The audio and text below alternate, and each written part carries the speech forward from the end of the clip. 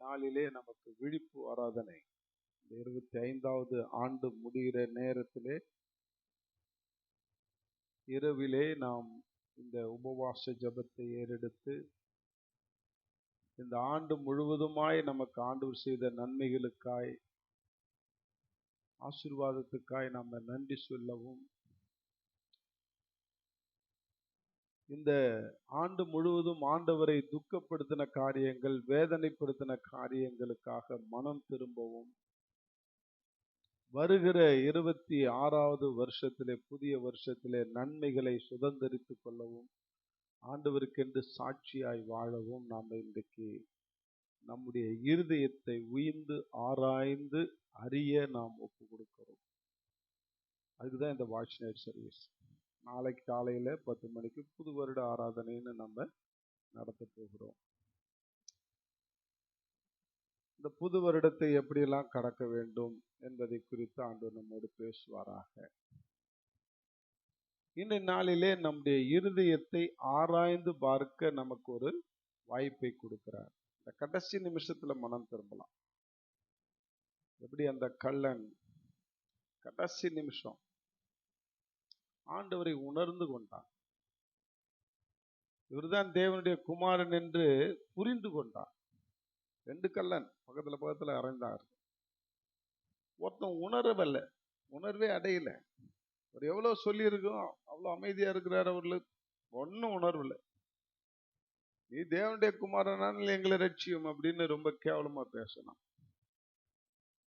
ஆனா அடுத்த கள்ளன், ஆண்டவரே நீ தேவனுடைய குமாரன் என்று நான் நம்புகிறேன். அவன் நம்பல, பரவாயில்ல, நான் நம்புறேன். நீ ஆதினத்துல வரும்போது, இந்த ராஜ்யத்துல வரும்போது இந்த அடியேனை நினைவு கூறுங்கள், என்ன நினைச்சுங்க அப்படின்னா அவனுக்கு அந்த ரட்சிப்பை ஆண்டவர் கொடுத்தார். இன்று நீ என்னோடு கூட உலர எவ்வளவு பெரிய ஸ்லாய்க்கம் தெரியுமா? ஆண்டவர் அடைந்த அந்த பரகதியை அவன் அடைந்தான். ஆண்டவர் அடைந்த அந்த மேன்மையான அந்த பரலோக ஆசீர்வாதத்தை அவன் பெற்றுக்கொண்டான். இந்த கடைசி நிமிஷம் இன்றைக்கு நமக்கு கடைசி நிமிஷமாக இந்த தருணம் கொடுக்கப்படுகிறது. ஆண்டவர் நம்மோடு பேசுவாராக. இன்னைக்கு உண்மையிலே இன்னைக்கு அதிகாலையில் ஆண்டுடைய சமூகத்தில், ஆண்டவரே எங்க மக்களுக்கு நான் என்ன செய்தி கொடுக்க வேண்டும் என்று நான் கேட்கும்போது ஆண்டவர் கொடுத்த செய்தி எனக்கு பயமாகவும் இருந்தது, ஆச்சரியமாகவும் இருந்தது. ஏன் நான் பயந்தேன் அப்படின்னாக்கா, அது செய்தியில நீங்க அறிஞ்சிப்பீங்க. அந்த நிலைமை எங்களுக்கு வரக்கூடாதுன்னு சொல்லி அழ ஆரம்பிச்சேன். இன்னைக்கு பாருங்க, அப்போஸ்தலர் 28ஆம் அதிகாரம் 23 28 வரைக்கும் என்னோடு இடைப்பட்டார். 23 வாசிங்க. அதற்காக அவர்கள் ஒரு நாளை குறித்து அநேகம் பேர் அவன் தங்கியிருந்த வீட்டிற்கு அவனிடத்தில் வந்தார்கள். அவன் காலமே தொடங்கி சாயங்காலம் மட்டும் மோசேயின் நியாயப்பிரமாணத்திலும் தீர்க்கதரிசிகளின் ஆகமங்களிலும் இருந்து இயேசுவுக்கடுத்த விசேஷங்களை அவர்களுக்கு போதித்து தேவனுடைய ராஜ்யத்தை குறித்து சாட்சி கொடுத்து விஸ்தரித்து பேசினான். அவன் சொன்னவைகளை சிலர் விசுவாசித்தார்கள், சிலர் விசுவாசியாதிருந்தார்கள்.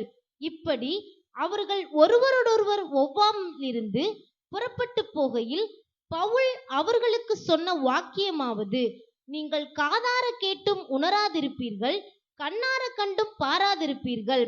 இவர்கள் கண்களினால் காணாமலும் காதுகளினால் கேளாமலும் இருதயத்தினால் உணர்ந்து குணப்படாமலும் நான் இவர்களை ஆரோக்கியமாக்காமலும் இருக்கும்படிக்கு இந்த ஜனத்தின் இருதயம் கொழுத்திருக்கிறது. காதுகளினால் மந்தமாய் கேட்டு தங்கள் கண்களை மூடிக்கொண்டார்கள் என்று இந்த ஜனத்தினிடத்தில் போய் சொல்லு என்பதை பரிசுத்த ஆவி ஏசாயா தீர்க்கதரிசியை கொண்டு நம்முடைய பிதாக்களுடனே நன்றாய் சொல்லி இருக்கிறார். ஆதலால் தேவனுடைய ரட்சிப்பு புறஜாதியாருக்கு அனுப்பப்பட்டிருக்கிறது என்றும் அவர்கள் அதற்கு செவி கொடுப்பார்கள் என்றும் உங்களுக்கு தெரிந்திருக்க கடவுது என்றான். இந்த செய்தியை ஆண்டவர் கொடுத்த பிறகு இந்த செய்தியினுடைய தலைப்பு என்ன ஆண்டவரே என்று நான் கேட்டேன். உங்க மக்களை செவி கொடுப்பவர்களாய் மாற செய்ய அப்படின்னா செவி கொடுக்கிறவர்களாய் மாறு, இதுதான் தலைப்பு. சொல்லுங்க பார்ப்போம். எல்லாம் செவி கொடுக்கறன்னா மாறணுமா? ஒன்னதான் பர்டிகுலரா சொல்றார். செவி கொடுக்கிறவனாய், செவி கொடுக்கிறவளாய், சொல்லுங்க. செவி கொடு, ஆண்கள் எல்லாம் செவி கொடுக்கிறவனாய், பெண்கள் எல்லோரும் செவி கொடுக்கிறவளாய் நான் மாற வேண்டும். அதான் ஆசைப்படுறார் ஆண்டவர். செவி கொடுப்பீங்களா? இன்னைக்கு 27ல பார்க்கிறோம், இவர்கள் கண்களினால் காணாமலும் காதுகளினால் கேளாமலும் இருதயத்தினால் உணர்ந்து குணப்படாமலும் நான் இவர்களை ஆரோக்கியமாக்காமலும் இருக்கும்படிக்கு இந்த ஜனத்தின் இருதயம் கொழுத்திருக்கிறது.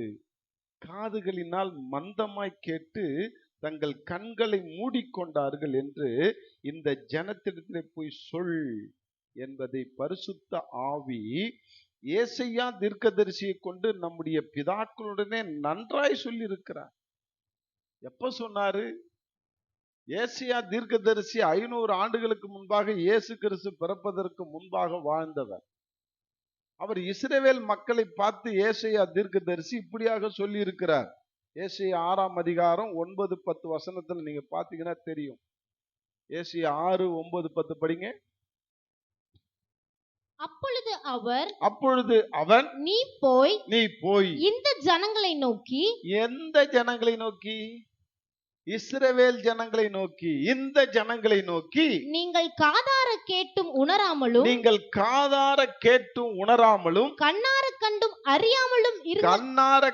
அறியாமலும் இருந்து இருங்கள் என்று சொல்லி இந்த ஜனங்கள் தங்கள் கண்களினால் காணாமலும் தங்கள் காதுகளினால் கேளாமலும் தங்கள் இருதயத்தினால் உணர்ந்து குணப்படாமலும் நான் அவர்களை ஆரோக்கியமாக்காமலும் இருக்க நீ அவர்கள் இருதயத்தை கொழுத்ததாக்கி அவர்கள் காதுகளை மந்தப்படுத்தி அவர்கள் கண்களை மூடி போடு என்றார். இந்த நிலைமை உனக்கு எனக்கு வேணுமா? வரணுமா? இந்த இஸ்ரவேல் ஜனங்களை போல நாம மாற வேண்டுமா? இன்னைக்கு நமக்குள்ள நம்ம கேள்வி கேட்கணும். நம்மெல்லாம் கிறிஸ்துவத்தை ஏற்றுக்கொண்டவர்கள், ஆனால் இஸ்ரவேலருடைய குணாதிசயத்துக்கு போய் கொண்டிருக்கிறோம். இன்னைக்கு கிறிஸ்தவம் எங்க போய் கொண்டிருக்குன்னு கொஞ்சம் உத்து பாருங்களேன். மற்றவங்க இல்ல, ஒன்னையே. நான் கிறிஸ்தவன், நான் கிறிஸ்தவள். இயேசுவை ஏற்றுக்கொண்டவர்கள் என்னன்னு சொல்லுவோம்? கிறிஸ்தவர்கள் அப்படின்னு சொல்றோம் இல்லையா? நாம் எல்லாம் கிறிஸ்தவர்கள். ஆனால் நம்முடைய பயணம் எதை நோக்கி போய் கொண்டிருக்கிறது என்றால் இஸ்ரவேலரை நோக்கி போய் கொண்டிருக்கிறது. இஸ்ரவேலர்கள் எப்படி இருந்தார்களோ அவர்களை போல நாம வாழ்கிறோம். இந்த பைபிளை எடுத்ததுனாலே என்னவோ தெரியவில்லை. இந்த வேதத்தை எடுத்து நாம யாரை போல மாறுகிறோம் என்றால் கண்ணார கண்டும் காதார கேட்டும் உணராமல் இருக்கிற இஸ்ரவேலரை போல மாறிக்கொண்டிருக்கிறோம். இந்த அவல நிலைமை மாற வேண்டும். திருச்சபைகளிலே, எல்லா திருச்சபைகளும் தான் சொல்றேன். முக்கியமா நம்ம திருச்சபையில நான் சொல்றேன். ஏன்னா எல்லா திருச்சபையும் போய் நான் சொல்றது எனக்கு உரிமை கிடையாது. எல்லா கிறிஸ்தவர்களும் இன்னைக்கு நாம எதை நோக்கி பயணிக்கிறோம் என்றால் இஸ்ரவேலரை நோக்கி பயணிக்கிறோம். நான் உண்மையிலே எபிரேயர் புத்தகம் படித்தேன். எபிரேயர் படிச்சுக்கிட்டு இருக்கிறேன். அதுல இஸ்ரவேலர்களுக்கு ஈப்ரு பாஷையில, எபிரேயர் பாஷையில எகுதா என்று சொல்லுவார்கள். எகுதா என்றால் யூதர்கள் என்று அர்த்தம். புறஜாதியாரை குறித்து எபிரேய பாஷையில என்ன சொல்லுவாங்கன்னா கொய்யும் அப்படின்னு சொல்லுவாங்க. கொய்யும் அப்படின்னாக்கா புறஜாதிகள். எகுதா இஸ்ரவேல் பியூர். எகுதா என்றால் என்ன அர்த்தம் தமிழ்ல அப்படின்னாக்கா தேவனை முகமுகமாய் தரிசிக்கிறவர்கள் என்று அர்த்தம். அதனால்தான் அவங்களுக்கு எகுதா என்று பெயர். இன்னைக்கு நம்ம இந்தியாவில் ஒரு குரூப் ஆஃப் பீப்புள் சொல்லுவாங்க, நாங்கெல்லாம் கடவுளுடைய பிள்ளை, தலையிலிருந்து வந்தவங்க, நீங்கெல்லாம் சூத்திரர்கள்னுவாங்க. நம்மளை பார்த்து என்னன்னு சொல்லுவாங்க? சூத்திரர்கள்னுவாங்க. அவங்க இஸ்ரேல் தேசத்துல நாங்க முகமுகமாய் தரிசிக்கிறவர்கள், அதனால நாங்க யூதர்கள், எகுதா. புறஜாதியரை பார்த்து கேவலமா பேசுவாங்க, நீங்கெல்லாம் முதுகை காட்டுகிறவர்கள். யாருக்கு? கடவுளுக்கு, அந்த சராசரத்தையும் படைத்த மெய் தெய்வனுக்கு முதுகை காட்டுகிறீர்கள், அதனால நீங்க புறஜாதிகள். எப்படி இவன் சொல்றான் பாரு, நீங்க காலில இருந்து வந்தவங்க, அதனால நீங்க சூத்திரர்கள்னு சொல்றான் பாரு. அதே போல அவர்கள் ஒரு சட்டன் பீப்புளை புறஜாதிகள் என்று அழைத்தார்கள். அவர்கள் முதுகை காட்டி கொண்டிருக்கிறார்களாம். தேவனுக்கு முதுகை காட்டுகிறோம், நாங்கள்லாம் முகத்தை பார்க்கிறவர் என்று சொன்ன அந்த முகத்தை பார்க்கிறவர்கள் தான் கண்ணார கண்டும் காதார கேட்டும் இருதயத்தில் உணராமல் இருக்கிறார்கள். கொழுத்து போய் தான் இருக்கிறார். ஏன்னா பெருமை, நாங்கெல்லாம் கடவுளுடைய பிள்ளைங்க, நாங்கெல்லாம் பெரிய ஜாதிங்க, நாங்கெல்லாம் உயர்ந்த ஜாதிங்க. அந்த பெருமையில அவனுங்க கண்ணார கண்டும் காதார கேட்டும் உணராமல் இருக்கிறார்கள். கடைசியில அவங்க தான் இப்ப முதுவை காட்டுறாங்க. யாருக்கு? ஆண்டவருக்கு. ஆனா முகத்தை முதுவை காட்டிட்டு இருந்தோம், இப்ப முகத்தை பார்க்க ஆரம்பிச்சிட்டோம். யாரு? புறஜாதி, நாம தான். ஆனா இந்த புறஜாதி ஆகிய நாம இன்னைக்கு 28 என்ன சொல்றாரு பவுலு? தேவனுடைய ரட்சிப்பு புறஜாதிக்கு அனுப்பப்பட்டிருக்கிறது என்று அவர்கள் அதற்கு செவி கொடுப்பார்கள் என்று உங்களுக்கு தெரிந்திருக்க கடவுள். புறஜாதியா செவி கொடுக்கிறான். ஆனா எகுதாவாய் முகத்தை பார்க்கிறவனோ, ஆண்டுடைய பிள்ளைகள் என்று மாரடிச்சு கொன்றவனோ என்ன செய்யல? செவி கொடுக்கவில்லை. இன்னைக்கு புறஜாதி ஆகிய நாம் செவி கொடுத்து இயேசுவை ஏற்றுக்கொண்டோம், அவரை கண்ணார கண்டுகிறோம், காதார கேட்கிறோம், எல்லாம் செய்யறோம், இருதயத்துல உணர்வடைந்தவர்களா இருக்கிறோம். அதுதான் ஆண்டவர் விரும்புறாரு. கிறிஸ்தவர்களே, நீங்க புறஜாதியா இருந்த உங்களை தேடி சத்தியம் வந்தது, நீங்க இஸ்ரவேலரா என்ன செஞ்சிடாதீங்க? மாறிடாதீங்க. ஆண்டவர் எனக்கு என்ன சொல்லி கொடுத்தா, ஷார்ட்டா அப்போஸ்தலர் 28:27 படி நீங்க இருக்காதீங்க, அப்போஸ்தலர் 28:28 மறக்காதீங்க. அப்படின்னு என்ன அர்த்தம்? அப்போஸ்தலர் 28:28 சொல்லுங்க. அப்போஸ்தலர் நடவடிக்கை புஸ்தகம் 28:28 மறக்கவே முடியாது. 28:28 என்ன? செவி கொடுக்கிறவர்கள், இருதயத்துல உணர்வடைகிறவர்கள், இவர்களை போல நீங்க இருக்கணும், நான் இருக்கணும்னு ஆண்டவர் ஆசைப்படுறாருங்க. எவ்வளவு வார்த்தை கேட்டோம். நீ கொஞ்சம் அப்படி நினைச்சு பார்த்தேன், நம்மளதான் என்னுடைய பார்வையில யார் மேலதான் இருக்கும்? நம்ம மந்த மேலதான் இருக்கும், அடுத்த வீட்டு மந்த மேல இருக்காது. யாரெல்லாம் செவி கொடுக்கிறாங்க, யாரெல்லாம் செவி கொடுக்கல? அவங்க செவி கொடுக்காத காரியத்தை அவங்களுடைய கிரியையே காட்டி கொடுத்துரும், அவங்களுடைய நிலைமையை காட்டி கொடுத்துரும். ஆமானா இல்லையா? கடன் வாங்காத அப்படின்னு சொல்லி இருக்கிறோம்னு வச்சுக்கோ. ஆண்டவர் தான் சொல்றாரு, நான் சொல்ல. கடன் வாங்காத, நீ கடன் கொடுக்கிறவனாய் மாறு அப்படின்னு சொல்ற. எக்காரணத்தை கொண்டு கடன் வாங்காத, செத்தாலும் சாவு, பட்னி கிடந்தாலும் கடன் வாங்காத. ஆனா நாம என்ன செய்யறோம்? கையை ஈஸியா நீட்டிடுறோம்.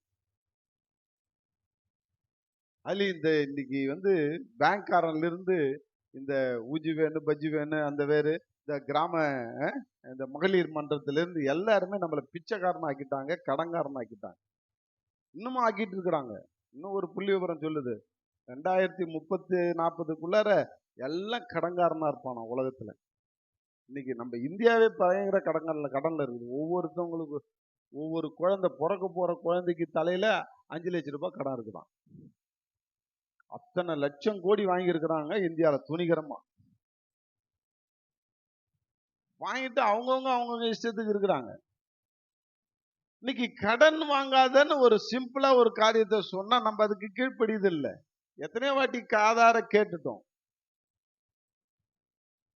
கண்ணார கண்டுட்டோம். கடன் வாங்காத விசுவாசமா இருந்தவங்களுடைய வெற்றியையும் கண்ணார கண்டுட்டோம். அப்படி இருந்தும் உணர்வு கிடையாது. இதை கொடுக்கறதுக்கு இங்க வாங்கறது, இங்க கொடுக்கறதுக்கு அங்க வாங்கறது, அங்க கொடுக்கறதுக்கு இங்க வாங்கறது. இப்படியே மாத்தி மாத்தி கேட்காம கீழ்ப்படியாம இருக்கிறோம். அந்த இதுக்கு செவி கொடுக்கறதெல்லாம் இருக்கிறோமா, செவி கொடுக்காதெல்லாம் இருக்கிறோமா? சும்மா ஒரு ஒரு சோறு, ஒரு பானை சோறுக்கு ஒரு சோறு பதம்ன்றதுனால சொல்றேன். இதே மாதிரி எத்தனையோ விஷயத்துக்கு நம்ம செவி கொடுக்காத போனோம்னா நம்முடைய நிலைமை என்ன ஆவறது? கிறிஸ்தவன் ஆனதுக்கு அர்த்தம் இல்லாத போதே. இஸ்ரவேல் தேசத்து மக்கள் இயேசுவை அறிந்து கொண்டாங்க. அவங்க தேவனை முகமுகமாய் பார்க்கிறேன்னு சொல்லி மார்த்தட்டிக்கிட்டாங்க. கடைசியில ஒரு பழமொழி சொல்லுவாங்க, தாகம் லேதுன்னு ஏதோ ஒரு பழமொழி. என்னது? நல்ல பழமொழி.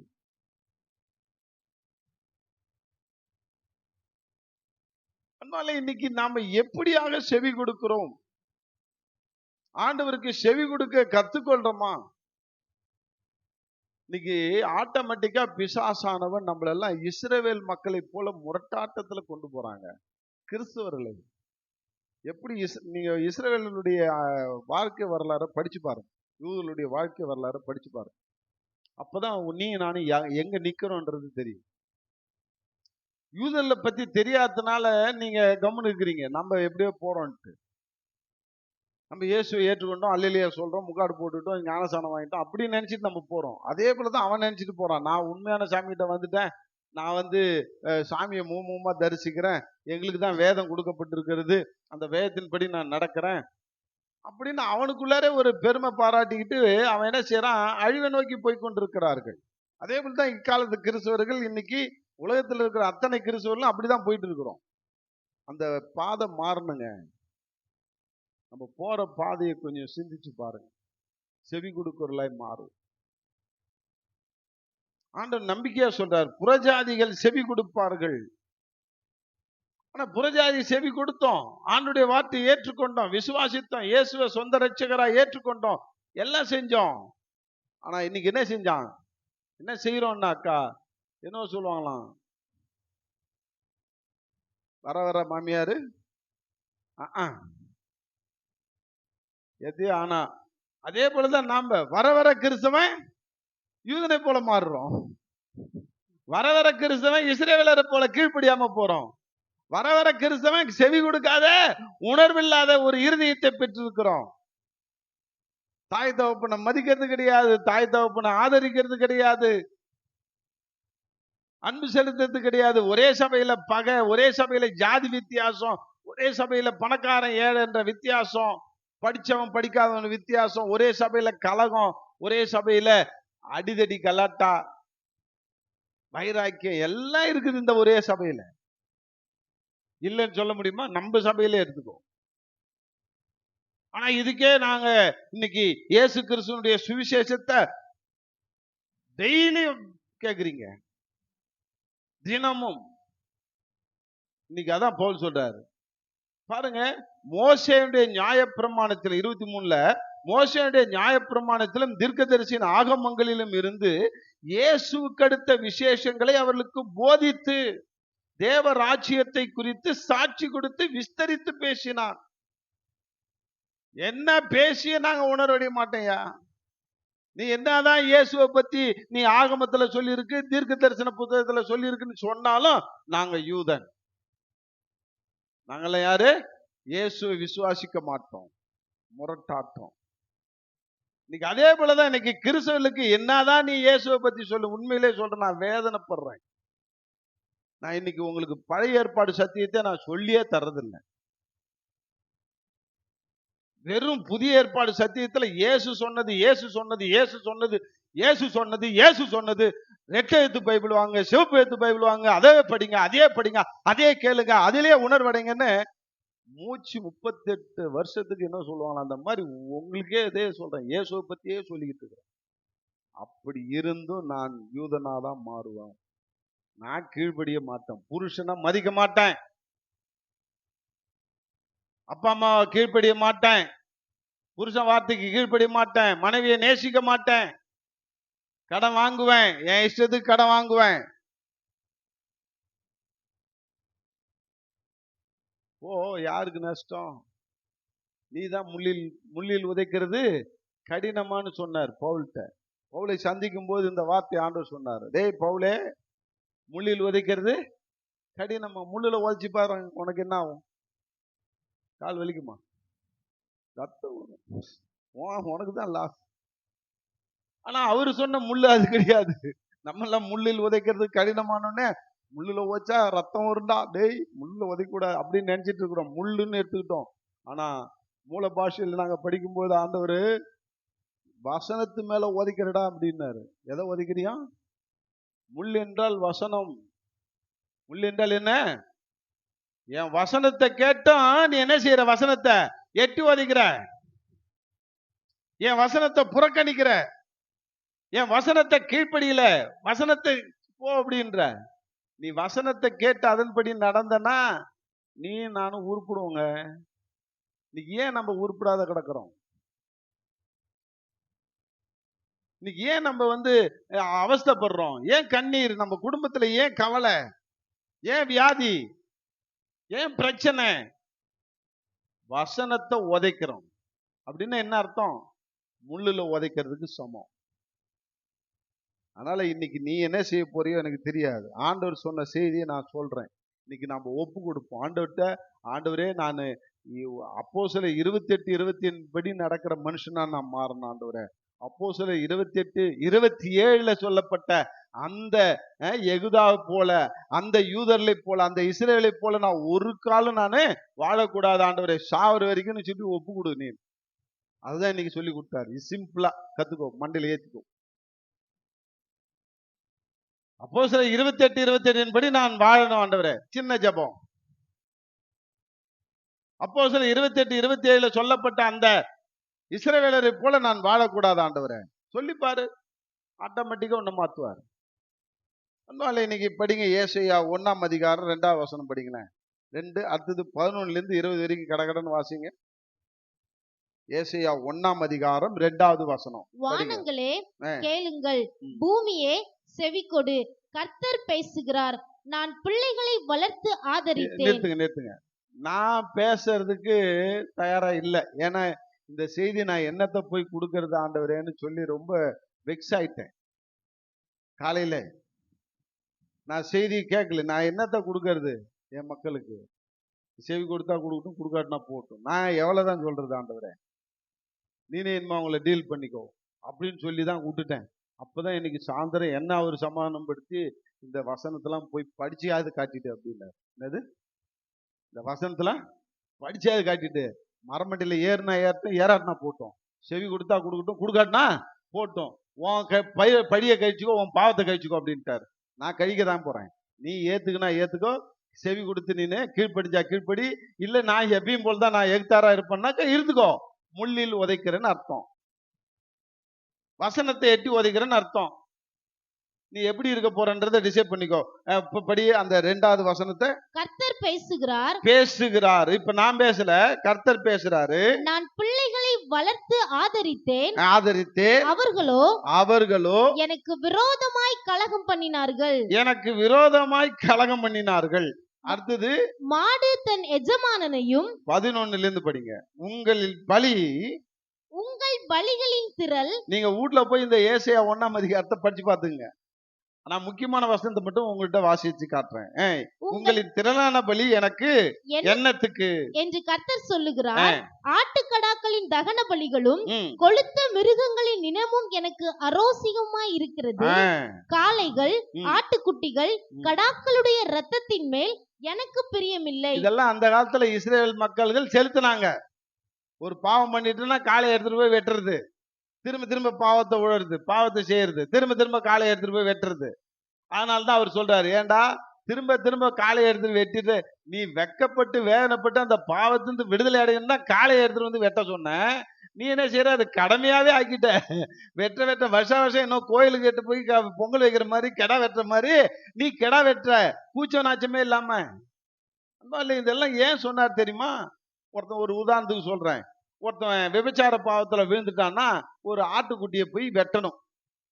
அது ஆசாரியன்ட்ட போய் அந்த ஆட்டை கொடுத்து, என் பாவம் பண்ணிட்டேன், விபச்சாரம் பண்ணிட்டேன், என்னை மன்னிச்சிருங்க, இந்த ஆட்டை நான் பலி விடுறேன் ஆண்டவருக்குன்னு அவன் என்ன செய்வான்? ஆட்டு தலையில கையை வச்சு ஜெபம் பண்ணுவான் அந்த ஆசாரியர். ஆண்டவரே, இந்த ஆட்டு மேல இவனுடைய பாவத்தை இறக்குறேன், இவன் பலியாகிற இடத்துல இந்த ஆட்டை நான் பலி கொடுக்குறேன் அப்படின்னு வெட்டி அது ரத்தத்தை புடிச்சிட்டு போய் அந்த மகா பரிசுத்தத்துல இருக்கிற அந்த பலிபீடத்துல தெளிப்பானான். அந்த ரத்தத்தை தெளிச்சிட்டுனா இவன் பாவம் கழுவிடுச்சுன்னு அர்த்தம். நல்லா புரிஞ்சுக்கோ. இப்ப இவன் என்ன செஞ்சான், இந்த ஆட்டை எங்கிருந்து ஓட்டிட்டு வரணும்னாக்கா அவன் வீட்டுல இருந்து வளர்த்து ஓட்டிட்டு வரணும். இவன் ஆட்டை ஓட்டிட்டு வரான்னாலே ஊர் மக்கள்லாம் பார்ப்பாங்க, இவன் என்ன செய்வாங்க, நினைப்பாங்க, ஓ தம்பி விபச்சார போகத்துல விழுந்துக்கிறாரு, அதனால்தான் ஆட்டை எடுத்துட்டு போறாரு பலி செலுத்த. அப்ப இவன் விபச்சாரக்காரன். வெக்கம், ஊர் பார்த்து சிரிக்கணும். அதுக்காக தான் ஆண்டவர் வீட்டுல இருந்து ஆட்டை பிடிச்சிட்டு போடான்னாரு. இவன் என்ன தெரியுமா செஞ்சான், குறுக்கு ஐடியா பண்ணான். நம்மள மாதிரி தான் இல்லாடி, வீட்டுல இருந்து எடுத்துட்டு போனா என்ன, அங்கேயே வாங்கி வெட்டினா என்ன, ஆட்டை தானே வெட்ட சொன்னாரு, வெட்டிடுறேன்னா ஆலயத்துல ஒரு ஆட்டை வாங்கினா வெட்டினான். சஸ்பென்ஸா போயிடுச்சா? இவன் செஞ்ச விபச்சாரம் ஊருக்கு தெரியுமா? சொல்லுங்க. இந்த மாதிரி குறுக்கு வழியை கண்டுபிடிச்சிட்டு உட்காந்துக்கிறோம் நம்ம. இன்னைக்கு ஆட்டை வெட்டல மாட்டை வெட்டல, நீனு ஆண்டவருக்கு என்று முக்காடு போடுற, ஆண்டவருக்கு என்று சோத்திர பலிடுற, ஆண்டவருக்கு சோத்திரம் சோத்திரம் சோத்திரம் சோத்திரம் சோத்திரம். இதுதான் ஆட்டை வெட்டுறதுக்கு சமம்.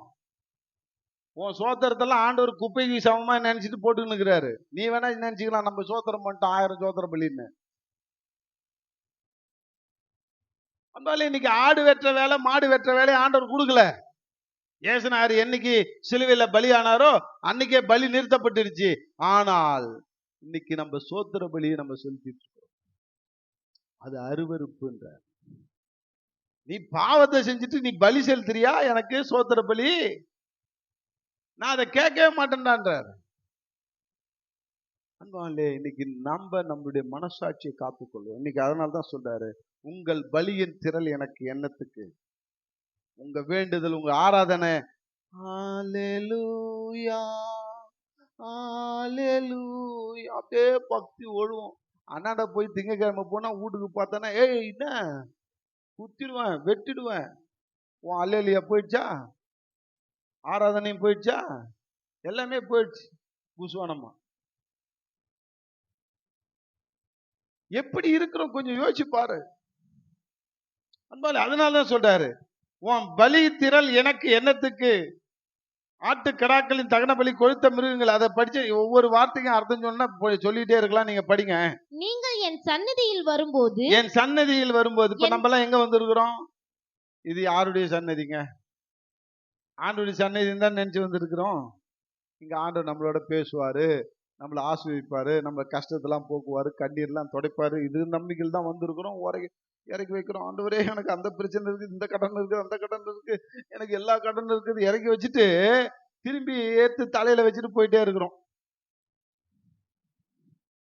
ஆனால்தான் ஒரு பிரச்சனையும் அடையல, இளைப்பாறுதல் கிடைக்கல. இன்னைக்கு அதான் சொல்றாரு, என்னுடைய சந்ததிக்கு வரும்போது என் பிரகாரங்களில் இப்படி மிதிக்க வேண்டும் என்று உங்களிடத்தில் கேட்டது யார்? யாரு? உன்னை முக்காடு போடுன்னு கேட்டனா? முக்காடு போட்டுட்டு அது வருது கேட்டனா? ஆண்டவரே சோத்திரம் ஆராதனை கேட்டனா? இதெல்லாம் கேட்டனா? அந்த எனக்கு இதெல்லாம் இதை படிக்கும் போதெல்லாம் நான் ரொம்ப நொறுங்குண்டேன். அதனால்தான் என் லைஃப் ஸ்டைலே மாற்றணும்னு நினைச்சேன். இந்த வேஷம்லாம் போடாத. ஒரு பாட்டு பாடினாலும் உள்ளத்தின் ஆழத்திலிருந்து பாடு, ஒரு சொட்டு கண்ணீர் வர மாதிரி பாடு. அந்த வரிகளை பாரு. அந்த பாடலுடைய வரி உன் இருதயத்தை நொறுக்கணும். சும்மா டிசைன் பண்றதோ ஆட்டம் போடுறதோ கிடையாது. இன்னைக்கு வெறும் கூத்து தான். டங் டக்கர டங் டக்கர டங் டக்கரன்னு ரோட்ல ஆடுறதுல இப்ப சர்ச்சில் ஆடுது. புரியாத பாடல், சினிமா மெட்டு பாடல், இதெல்லாம் நான் என்ன செய்யறதுன்னு அதான் சொல்றாரு. இதெல்லாம் நான் கேட்டனாடா இப்படி எல்லாம் செய்ய சொல்லி. ஆனா இந்த காலத்து பசங்களுக்கு அப்படி ஆனாதான் ஆராதிச்ச மாதிரி இருக்குதான், பிடிக்குதான். ஏன்? செல்போன் உலகம் ஆயிடுச்சு.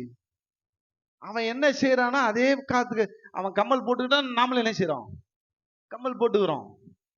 அவன் கராப்ப ஒட்டை வெட்டிக்கிட்டானா நாமளும் என்ன செய்யறோம்? ஒட்டை வெட்டிக்கிறோம். அவன் இங்க கீச்சு விட்டுக்கிட்டானா நாமளும் என்ன செய்யறோம்? கீச்சு விட்டுக்கிறோம். அவன் இப்படி ஜாக்கெட் போட்டானா நீ என்ன செய்யற? யூ ஷேப்ல ஜாக்கெட் போடுறியா, நான் டபிள்யூ ஷேப்ல போடுறேன்னு போடுற. அவன் கையை எடுத்தாலாம் இன்னைக்கு நீ எதையோ எடுக்கிற உன் ஜாக்கெட்ல இருந்து. என்ன டிசிப்ளின், என்ன ஒழுக்கத்தை கத்துக்கிட்டோம் கிறிஸ்தவர்கள் நாங்கெல்லாம்? யாரா நம்மளை ஏமாத்திக்கிறோங்க. அதான் சொல்றாரு. இந்த மாதிரி ஒரு வார்த்தைக்கு நான் சொன்னா டைம் போயிடும். முடிஞ்சு போச்சு. போ படி சீக்கிரம் படி. இனி வீண் காணிக்கைகளை கொண்டு வர வேண்டாம். வீண் காணிக்கைகளை கொண்டு வர வேண்டாம். தூபம் காட்டுதல் எனக்கு அருவருப்பா இருக்கிறது. நீங்கள் அக்கிரமத்தோடு ஆசாரிக்கிற மாத பிறப்பையும் ஓய்வுனாலையும் சபை கூட்டத்தையும் நான் இனி சவிக்க மாட்டேன். உங்கள் மாத பிறப்புகளையும் உங்கள் பண்டிகைகளையும், இந்த ரெண்டாவது வாரம் உபவாச கூட்டம் மட்டும் இல்ல, அதெல்லாம் வெறுக்கிறார் ஆண்டவர். என் ஆத்துமா வெறுக்கிறது, அவைகள் எனக்கு வருத்தமா இருக்கிறது, அவைகளை சுமந்து இளைத்து போனேன். ஆண்டவர் நம்மளை பார்த்து இளைத்து போறாரு. நீங்கள் எப்பேற்பட்ட படுபாவியா இருப்போம் பாரு. நீங்கள் உங்கள் கைகளை விரித்தாலும் என் கண்களை உங்களை விட்டு மறைக்கிறேன். நீங்கள் மிகுதியாய் ஜெபம் பண்ணினாலும் கேளேன். உங்கள் கைகள் இரத்தத்தினால் நிறைந்திருக்கிறது. ஏன் ஜெபம் பண்ண கேட்கல ஆண்டவர்? இன்னி வரைக்கும் கேட்டு இருக்கிறோமா? நான்லாம் 2 வருஷத்துல 2.5 வருஷத்துல உஷாரானேன். 2.5 வருஷமா நானும் ஜெபம் பண்றேன், என் கடனை அடையல, உஷாராயிட்டேன். ஏன் கேட்டேன். அப்பதான் ஆன்சர் அடிச்சு சொன்னார். செவிலே அரைஞ்சார். 2.5 வருஷம் டம்ப அடிச்சுக்கிற, பெருமை வச்சுக்கிற மோன. 2.5 வருஷம் ஆகி என்ன கத்துக்கிட்டே நீனும் போதோ, என் வசனம் என்னன்னு சொல்லுது, நீ என்ன எப்படி இருக்கிற? வசனத்தின்படி வாழு, வசனத்தை கத்துக்கோ. என் வசனம் என்ன சொல்லுதோ அதன்படி செஞ்சியா? நான் தாழ்மையும் மன சாந்தமும் மன தாழ்மையுமா இருக்கிற, நீ கத்துக்கிட்டியா? எரிச்சல் படுற, கோவப்படுற, டென்ஷன் ஆகுற, உனக்கு தான் டென்ஷன் வருமா? எனக்கு வராதா? எனக்கு வந்துச்சு, அதனால உன் ஜபத்தை நான் கேட்கல. நீ என் வார்த்தையை கேட்கல, நான் உன் ஜபத்தை கேட்கல. இதுதான் சிம்பிள் லாஜிக். இன்னைக்கு ஆண்டவர் நம் ஜபத்தை கேட்கணும்னா அவருடைய வசனத்தை நீ என்ன செய்யணும்? கேட்டு கீழ்ப்படிஞ்சா உன் ஜபத்தை ஆண்டவர் கேட்பாரியா, உனக்கு சக்சஸ் கொடுப்பார். சிம்பிளா புரிஞ்சுக்கோ. நீ செவி கொடுக்கல, நானும் செவி கொடுக்கலன்ட்டார். சரி, இது போதும். இதுக்கப்புறம் நீங்க அதை தேடுங்க. 20 வரைக்கும் படிக்கிறதுக்கு முடியுமா? படிச்சிருங்க கடகடன்னு. உங்களை கழுவி சுத்திகரியுங்கள், உங்கள் கிரியைகளின் பொல்லாப்பை என் கண்களுக்கு மறைவாக அகற்றிவிட்டு தீமை செய்தலை விட்டு ஓயுங்கள்.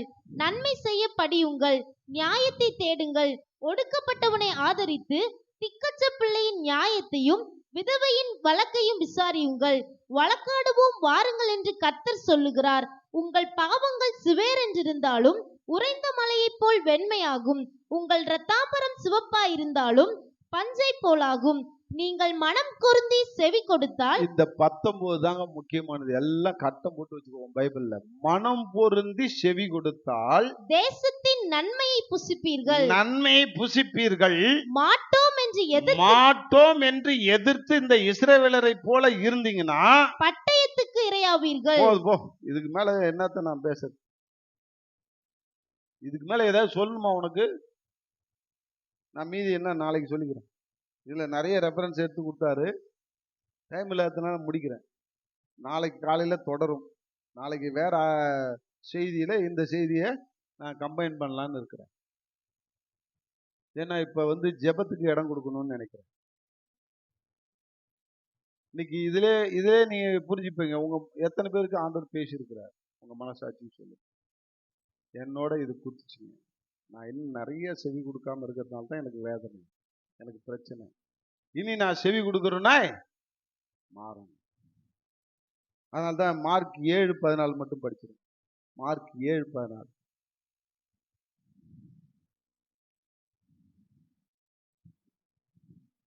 பின்பு அவர் ஜனங்கள் எல்லாரையும் வரவழைத்து அவர்களை நோக்கி, நீங்கள் எல்லாரும் எனக்கு செவி கொடுத்து உணருங்கள்.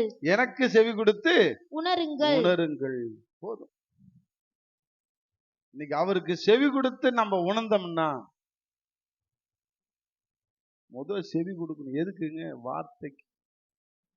அந்த வார்த்தைக்கு செவி கொடுத்து அதுக்கு நீ கீழ்ப்படிந்து அதுக்கு உணர்வுள்ள இருதயத்தை கொடுத்து அதை உணர்ந்துட்டேன்னு வச்சுக்க, நீ சக்சஸை பார்க்கலாங்க. இந்த 25ஆம் ஆண்டு உனக்கு தோல்வியா இருக்கலாம், இல்லை 25ஆம் ஆண்டுல இன்னும் உன் கஷ்டம் தீராத இருக்கலாம், உன் பிரச்சனை தீராத இருக்கலாம். ஆனா வர 26ல தீரணும்னு நினைச்சேன்னா, அவரு நமக்கு செவி கொடுக்கணும்னு நினைச்சேன்னா, நீ அவருக்கு முதல் செவி கொடு. அதான் உணர்வடைய. எத்தனை பேர் புரிஞ்சு போச்சு? புரிஞ்சவங்க நல்லா உள்ளத்தின் ஆழத்திலிருந்து அல்லேலூயா சொல்லுங்க, உணர்ந்து சொல்லுங்க. சும்மா கும்பல்ல அதை போடுற மாதிரி போடாது. எனக்கு அதனால தான் நான் அடிக்கடி அல்லேலூயா சொல்லுங்க, ஆமேன் சொல்லுங்க, அல்லேலூயா சொல்லுங்க, ஆமேன் சொல்லுங்க, அல்லேலூயா சொல்லுங்க, ஆமேன் சொல்லுங்க. இது சொல்லவே பிடிக்காது எனக்கு. அவங்கள பார்த்தாலே எனக்கு ஒரு மாதிரி ஆயிடுவேன் நான்.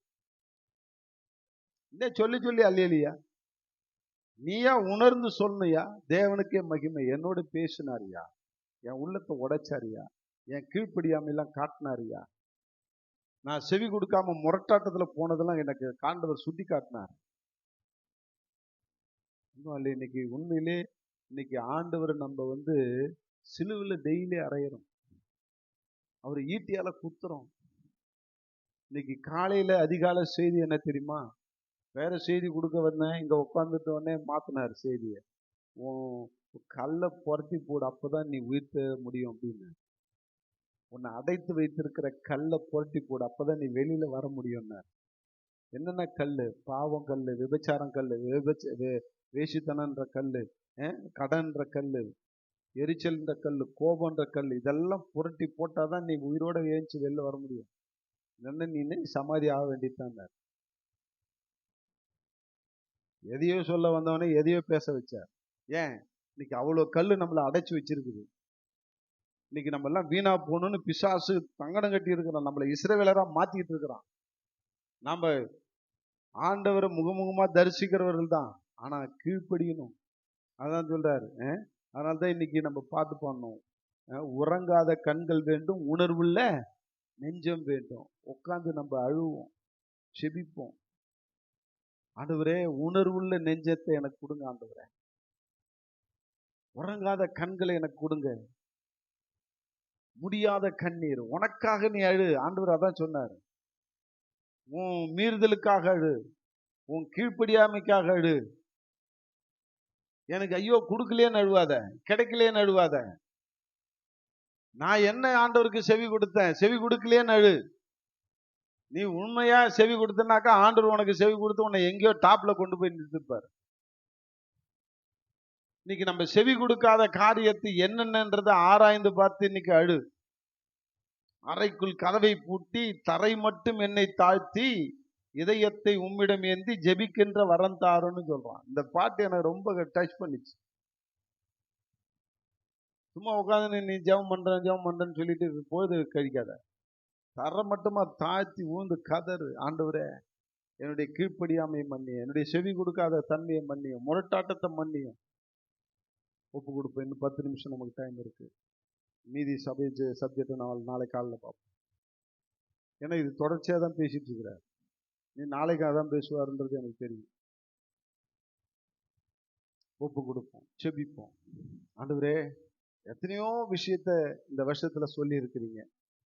டெய்லி அனுதின மன்னான்னு டெய்லி வாட்ஸ்அப்ல சொல்றீங்க, டெய்லி செய்தியில சொல்றீங்க, அதிகாலை ஜெபத்துல சொல்றீங்க, டெய்லி செய்தி கொடுக்குறீங்க தினம். ஆனா நான் அதுக்கு செவி கொடுத்தேன் ஆண்டவரே, செவி கொடுக்கலையே. செவி கொடுத்துருந்தா நான் எந்நேரம் செழிப்பா இருந்திருப்பேனே. நான் செவி கொடுக்காதனால தான் இன்னைக்கு வறுமையில இருக்கிறேன், செவி கொடுக்காதனால தான் நான் ட்ரையா இருக்கிறேன். ஆண்டவரே செவி கொடுக்காததான் நான் அந்த தரித்திரத்தில் இருக்கிறேன், செவி கொடுக்காதனால தான் நான் வியாதியில இருக்கிறேன், செவி கொடுக்காதனால தான் நான் அடுத்தவங்க பார்த்து கேவலமா நினைக்கிற மாதிரி இருக்கிறேன். அதை நினைச்சு ஆத்திரப்பட்டு அழுவுற வேற. ஆண்டவரே என்ன அடுத்தவங்க கேவலமா நினைக்கிறாங்க ஆண்டவரே என்ன. ஆண்டவரே உனக்கு நான் செவி கொடுக்காதனால தான் அடுத்தவன் என்ன கேவலமா நினைக்கிறான்.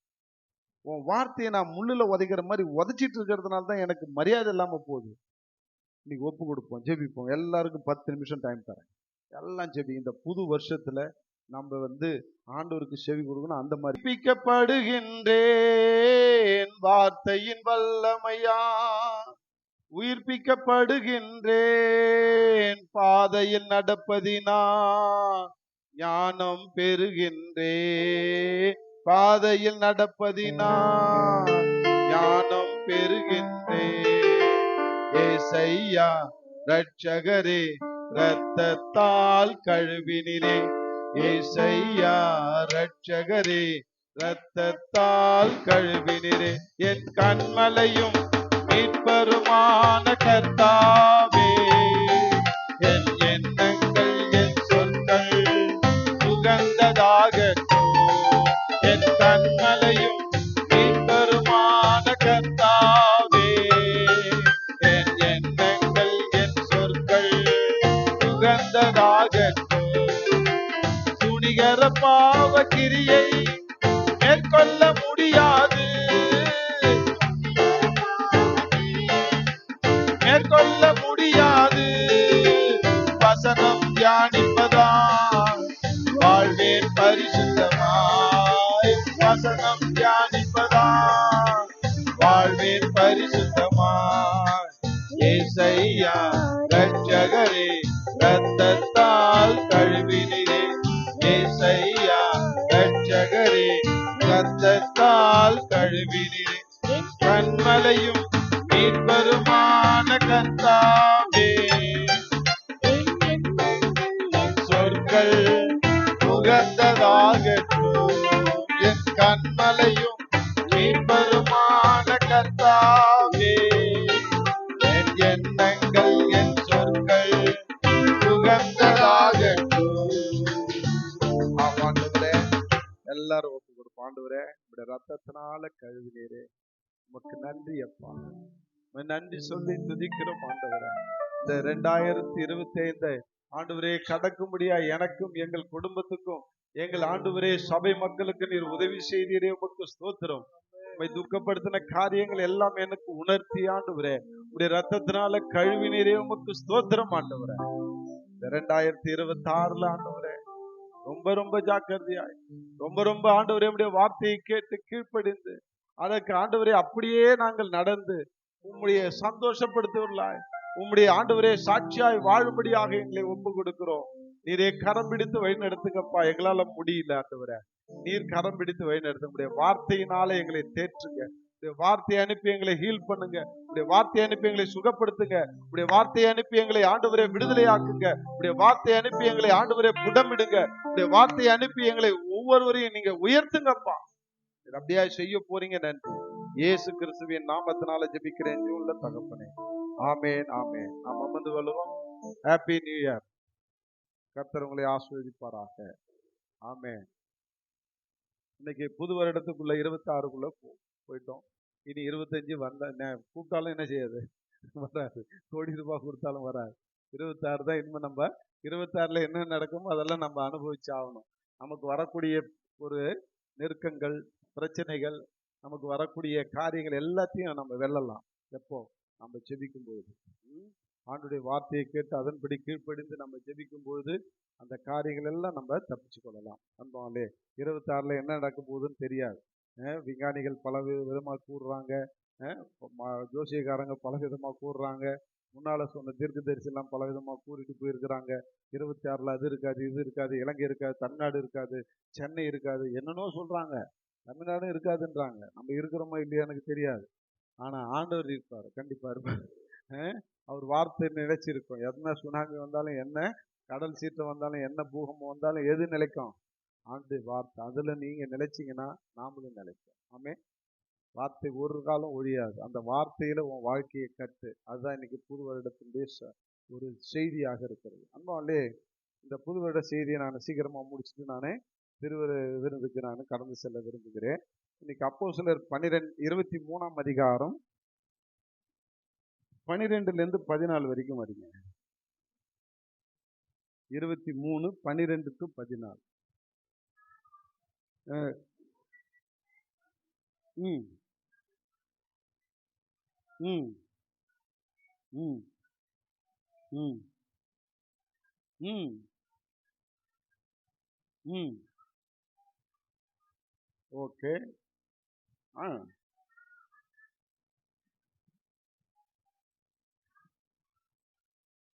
ம், ம். உறுதியாக சபதம் பண்ணி கொண்டோம். இது இன்னைக்கு பாருங்க, இன்னைக்கு காலையிலிருந்து தலைவர் என்ன சொல்றாருன்னா, இஸ்ரவேல் மக்களையே வச்சே நம்மள பேசுறாரு. அங்க இஸ்ரவேல் மக்கள் காதால கேட்டும் கண்ணால கண்டும் அவர் என்ன செய்யல, உணரல, ஏற்றுக்கொள்ளல.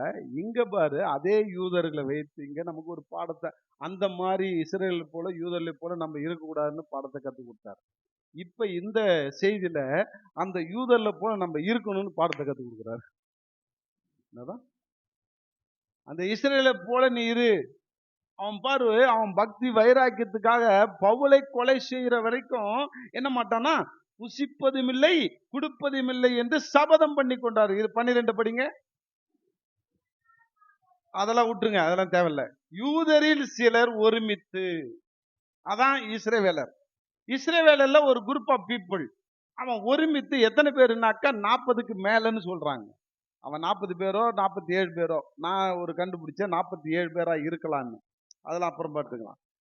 அவன் ஒரு சில பீப்புள் என்ன செஞ்சாங்க, யூதர்கள் தாங்கள் பவுலை கொலை செய்யும் அளவும் புசிப்பதில்லை குடிப்பதில்லை என்று சபதம் பண்ணி கொண்டார்கள். எதுக்குயா? கொலை செய்ய. ஏன்? அவனுடைய பக்தி வைராக்கியம் என்னது, அந்த யூத மதத்தில் இருக்கிற அந்த வைராக்கியம் அவர்களை கொலை செய்யும்படியாக தூண்டி இருக்கிறது. இன்னைக்கு ஓம் பக்தி வைராக்கியம் என்னத்தை தூண்டிச்சு? நீ ஒரு சபதம் ஏற்கணும். ஆண்டவரே, இனி நான் உனக்கு செவி கொடுக்காதபடிக்கு உனக்கு செவி கொடுத்து உன் ஆசீர்வாதத்தை சுதந்திரிக்கிற வரைக்கும் நான் என்ன செய்ய மாட்டேன், உறங்க மாட்டேன். ஒரு சபதம் எடு. இன்னைக்கு அப்படியே டல்லாவே உட்கார்ந்து நிற்காத. ஒரு தீர்மானம் எடு. சபதம் என்றாலே தீர்மானம் என்று அர்த்தம். சபதம்னா என்ன? அவங்க ஒரு தீர்மானம் எடுத்தாங்க. என்ன அது? பவுலை கொலை செய்யற வரைக்கும் நாங்க சாப்பிடுறது இல்லையா, புசிப்பதும் இல்லை. ஒரு தீர்மானம் எடுத்தாங்க. அதுதான் சபதம் என்று சொல்கிறார்கள். நீ ஒரு சபதம் எடு. ஆண்டவரே, உம்முடைய ஆசீர்வாதத்தை நான் பெற்று நான் சாட்சியாய் வாழற வரைக்கும் நான் என்ன மாட்டேன், உனக்கு செவி கொடுக்காம போக மாட்டேன், உன் வார்த்தைக்கு நான் செவி கொடுப்பேன் என்று ஒரு சபதம் இட. சபதம் எடுக்கலாம்ல. குடிக்க மாட்டேன்னு சபதம் எடுத்தாருங்க காந்தி. தாயிட்ட சத்தியம் பண்ணார், புலால் உண்ண மாட்டேன், அது மது அருந்த மாட்டேன், பெண்களை கேலி கிண்டல் பண்ண மாட்டேன், விபச்சாரம் பண்ண மாட்டேன். அவர் சபதம் ஏற்றார். இன்னைக்கு அதன்படி வாழ்ந்தாருங்க. இன்னைக்கு நம்ம வாழ்க்கையில என்ன சபதம் எடுத்தோம்? நான் ஒரு சபதம் எடுத்தேன். ஆண்டவரே, இந்த பிசாச கும்பிடுறவன், பிசாசன்னா நீ அப்படியே டிபிக்கலா நினைக்காத, எதையோ ஒண்ணு. சாத்தானை கும்பிடுறவன், அவன் பேரே அதான், சாத்தானிஸ்ட், சேட்டனிஸ்ட் அப்படின்னு சொல்றான். நம்ம கிறிஸ்டியன் அப்படின்ற மாதிரி அவன் தன்னை என்ன எடுத்துக்கிறான், நான் சேட்டனிஸ்ட் அப்படின்றான். எங்களுக்கு இந்த உலகத்துல அங்கீகாரம் வேணும்னு எல்லா கவர்மெண்ட்டுக்கும் அப்ளை பண்றான். எல்லா கவர்மெண்ட்டையும் ஆள்ற பிரதமருக்கு அவங்க லெட்டர் போடுறான். என்னன்னு, எங்க சங்கத்துல நாங்க தீர்மானம் பண்ணோம், எங்களையும் அங்கீகரிக்கணும், எங்களையும் ஒரு மதமாக அங்கீகரிக்கணும். அவனுடைய கோரிக்கை, அந்த சாத்தானை வணங்குவர்களுடைய கோரிக்கை, எங்களையும் ஒரு மதமாக அங்கீகரிக்க வேண்டும் என்று அவன் இருக்கிற நாடுகளிலே இருக்கிற தலைமை அதிகாரிகளுக்கு அவன் லெட்டர் எழுதுறான். அந்த சாத்தானை வணங்குறவன் தீர்மானத்தோட உபவாசம் இருக்கிறான். ஐயா, என்ன தீர்மானம் தெரியுமா? கிறிஸ்தவ ஃபாதருங்க, இந்த ஊழியம் பண்ற ஊழியக்காரங்கெல்லாம் ஆக்சிடென்ட்ல சாகணும். ஊழியம் பண்ற ஊழியக்காரெல்லாம் விபச்சார பாவத்துல விழணும். அப்பதான் ஆண்டவருடைய கிருபை அவன் இழந்து போகணும். சபையில எல்லாரும் சிதறடிக்கப்படணும். அவங்க எல்லாம் சாத்தானை வணங்குறவெல்லாம் மாறணும். இயேசுவை வணங்கக்கூடாது. எப்படி எல்லாம் வைராக்கியமாய் விரதம் இருக்கிறான். இன்னைக்கு உயிருள்ள தேவனை, உயிரை கொடுத்த தேவனை வணங்குற நாம என்னையா சபதம் எடுத்தோம், என்னையா வைராக்கியமா இருந்தோம், என்னையா தீர்மானம் எடுத்தோம்? 2026 ஒரு தீர்மானம் எடு. இன்னைக்கு இந்த நிமிஷத்துல ஒரு தீர்மானம் எடு. நான் எடுத்தேன். நான் எல்லாருக்கும் இதை சொல்லிட்டு இருக்கும்போது ஆண்டவர் என்ன கேட்டாரு, எல்லாருக்கும் போதிக்கிற, நீ என்ன செஞ்ச அப்படின்னாரு. நீ எத்தனை நாள் உபவாசம் இருக்கிற அப்படின்னா, சரி ஆண்டவரே, அவங்கள விட ஒரு 4 நாள் கூடுதலா இருக்கிறேன், 4 நாள் இருக்கிறேன்னு கமிட் பண்ணேன். ஆண்டவர் சொன்னார் 4 நாள் பார்த்தாரு, 7 நாள் இருந்தாரு. எப்போ வரைக்கும் இருக்கு? சாவர வரைக்கும் இருக்கு. ஏன் 7 நாள் இருக்க சொல்றீங்க? 4 நாள் இருந்தா என்ன? அவன் 3 நாள் இருக்கிறான், கிறிஸ்துவ ஒழியணும்னு.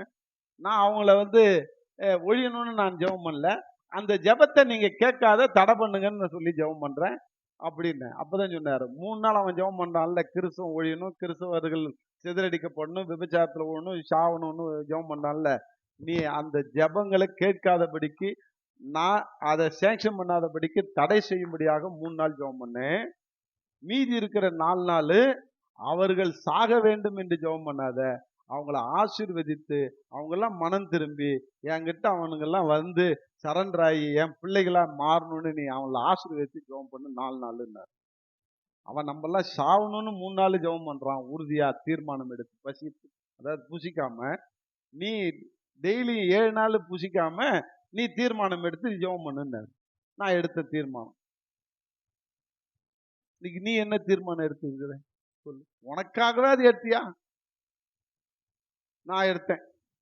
நானும் என் மனைவியும் ஆரம்ப காலத்துல எடுத்தோம். என்ன தீர்மானம் எடுத்தேன்? ஆண்டவரே, நாங்க ஒன்னு அறியல, அதனால லவ் பண்ணி கல்யாணம் பண்ணிட்டோம். என் 2 பொண்ணுங்களும் நான் பேத்துக்கிறேன். எங்களை மாதிரி அதுங்களும் என்ன செய்யக்கூடாது? லவ் பண்ணி கல்யாணம் பண்ணக்கூடாது. நல்ல புருஷன் அமையணும், நல்ல ஒரு கணவன் அமையணும், நல்ல ஒரு கல்யாணத்தை பண்ணணும். உமக்கு சாட்சியா அதுங்க வாழணும். உபவாசம் இருந்தோம்.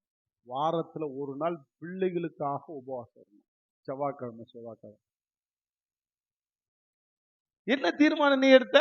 உனக்காகவே எடுத்தியா? என் கடன் பிரச்சனை அடையணும் புதன்கிழமை நான் உபவாசம் இருந்தேன். தீர்மானம் எடு, சபதம் எடு. இன்னைக்கு பாருங்க, யூதர்கள் பக்தி வைராக்கியத்துல பவுலை கொலை செய்யும் அளவுக்கு நான் புசிக்க மாட்டேன் என்று தீர்மானம் எடுத்தார்கள், சபதம் எடுத்தார்கள். இன்னைக்கு நீ நான் என்ன எடுத்தோம்?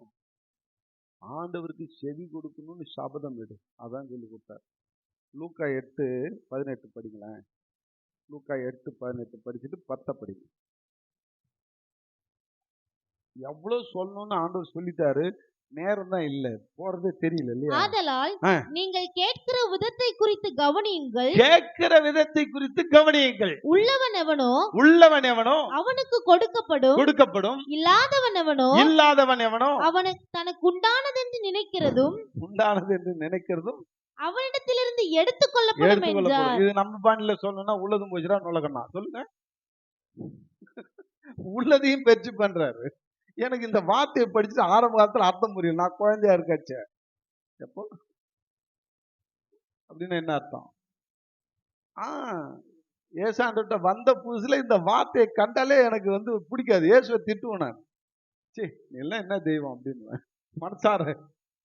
உள்ளதையும் எடுத்துக்கிற, இல்லாதவன்ட்ட அவனே இல்லாதவன் பாவம். இப்ப நான் இப்படி நினைச்சுக்கிட்டேன். அப்போ அவன்கிட்ட ஒரு 1000 ரூபாய் இருக்குன்னு வச்சுக்கேன், இல்லாதவன் வச்சுக்கோ, அதையும் நான் பறிச்சு பண்ணா எப்படி இருக்கும்? அந்த மாதிரி நான் நினைச்சுக்கிட்டேன். எது இல்லாதவன் இருக்கிறவன் அப்புறம் தான் எனக்கு விளக்கம் கொடுத்தாரு. அப்பதான் புரிஞ்சு, ஆண்டவரே என்ன மன்னிச்சிருங்க, நீங்க பெருக்கிறது கரெக்ட் தான். இல்லாதவன்கிட்ட உணர்வு இல்லாதவன், செவி கொடுக்காதவன் உள்ளதும் போடும். என்னவா? அதனால தான் சொல்றாரு அந்த வார்த்தை. 10வது முதல் வார்த்தை படிங்க, 18. ஆதலால் நீங்கள் கேட்கிற விதத்தை குறித்து கவனியுங்கள். இன்னைக்கு எத்தனை பேர் கவனிக்காம இந்த கேட்கறத தூங்கின்னு உட்காந்து கேட்கும். வீட்டுல தூங்குறது இல்லாம இங்க வந்து தூங்கு அப்படியே குளிருதுன்னு அப்படியே போத்திக்கின்னு. இன்னைக்கு காலையில ஒருத்தன் திட்டுவாங்க நான் என்கிட்ட, ஏன் செத்தாடா போடுவேன் நீ பணியில உறைஞ்சு அப்படியே ஸ்டெப் எழுதுவேன். கேட்கறது இதெல்லாம் பிசாசு ஒண்ணு வீணாக்குறோம், வஞ்சிக்கிறான்னு அர்த்தம். ஒண்ணுமில்லாத கும்பிடுறவன் 3 மணிக்கு எழுந்திரிச்சு தலையில பச்சை தண்ணி ஊத்துறான் ஸ்லோகத்தை சொல்லிட்டு. நீ இப்படி உட்காந்து நிக்கிற, உறைஞ்சி போடுவியா? உன்னை தூக்கி அந்த பணியில போட்டாக்க என்ன ஆகும்? என்ன நம்ம உயிருள்ள தேவன். நான் ஒரு 62 வயசு ஆகுது. நான் 4 மணிக்கு பச்சை தண்ணில குளிச்சுட்டு வந்து உட்காடுறேன். இவரு வாலிபன் 25 வயசு, அப்படியே ஓடுற பாம்ப மிதிக்கிற வயசுன்னு சொல்லுவாங்க. அந்த வயசுல உட்காந்து நிக்குது. பார்த்தாலே ஏந்திச்சு பலான்னு இருக்கலாமான்னு பார்த்தேன். அதனால இன்னைக்கு உணர்வு வருதா உனக்கு? என்ன உணர்வு பாரு. ஒரு சாத்தான வணங்குறவன் கூட வைராக்கியமா இருக்கிறாயா? உயிருள்ள தேவனை வணங்குற நீ, உனக்கு வைராக்கியம் வர வேணாமா? உணர்வு வர வேணாமா? சபதம் எடுக்க வேண்டாமா? நான் இந்த மாதிரி ஜெபிக்கிறேன், நீ அவனை மாதிரி கொலை செய்ய தேவையில்லையா? முதல் உன்னை காப்பாத்திக்கிறதுக்கு நீ வைராக்கியம் பண்ணணும். உன்னை நீ காப்பாத்தி உன் ஆத்துமாவை நீ தக்க வைத்துக் கொள்வதற்கு நீ சபதம் எடுத்தாக வேண்டும். நான் எடுத்தேன். ஆண்டவரே, இன்னைக்கு ஒரு வார்த்தை சொல்றேன் நான் உங்களுக்கு, கேட்டுங்க. வேதத்தை மறந்தா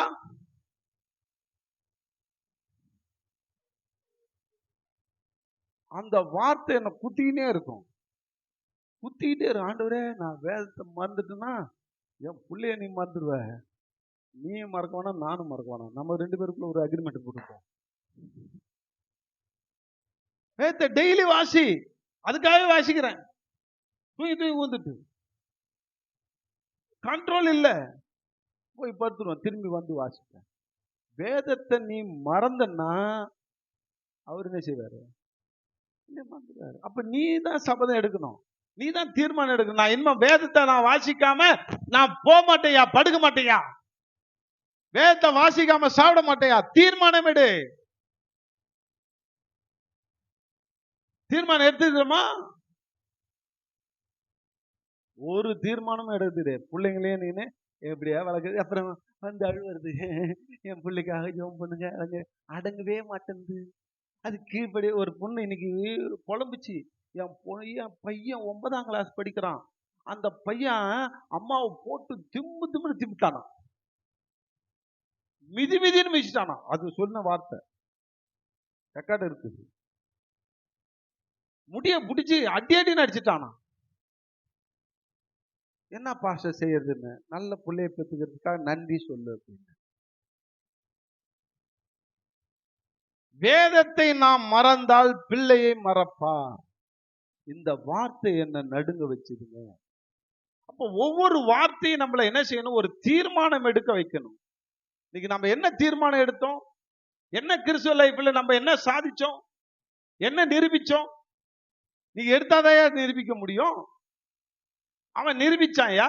அவன் மத வைராக்கியத்தினால கொலை செய்ய மட்டும் நான் புசிக்க மாட்டான்னா. இன்னைக்கு நாம என்ன செய்யறோம்?